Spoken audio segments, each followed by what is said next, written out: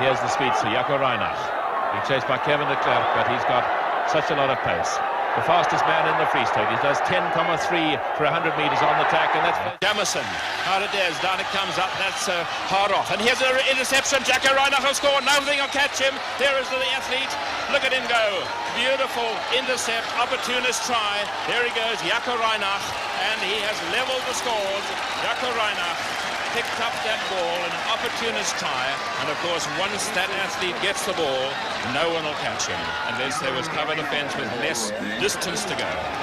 There he is, Jaco Reinach, en is Patterson wat ingooi, pragtig gespring deur George Ruitenbach, OP steek kop en uitgehaal deur Johnson na Wright, na Gippie van Sail, kom 'n skepskop wat nie daar gaan wees nie.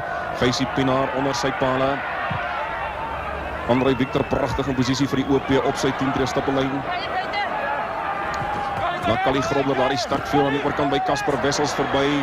Geysie Pinaar probeer hom uithelp aan die oorkant, nog steeds op sy voete agtertoe. Wie gaan hom in die hande kry? Dis Kali Wegner vir Vrystaat wat moet wil gooi. Oostelike provinsie se voorspelers daar, Christo Ferreira na Sonnekus, na Geysie Pinaar, na Hansie Dirksen, na Jaco Reinach. En hier kom Jaco Reinach en hy hardloop nog steeds. En hy word agterna gesit en hy het vir André Victor voor hom, en dit is baie gevaarlik, en dit is Jaco Reinach en André Victor, en Jaco Reinach wat pragtig deurgaan, en is Jaco Reinach wat hom gaan druk, en hy druk hom.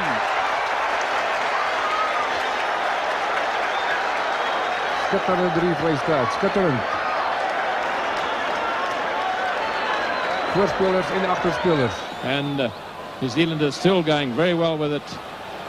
Pika Reid, McDowell, but good work by the junior box. Out to Helfhard Miller. Helfhard Miller. And it goes there from Jannie Breed to Frans Wessels. Jaco Reinach chasing for it inside of Wessels. Frans Wessels back to Reinach, and he can score here. He's the fastest man on the field, and he's going to score under the post. Jaco Reinach. Jaco Reinach it is under the post. Strong lad, and that ball he just. 'n Pragt 3 deur die Vrystaatse vleuel en topatleet Jaco Reinach bring 'n bietjie troos vir die bokke in die tweede helfte. Good work by Christopher Herrera, and well taken by Naas Botha.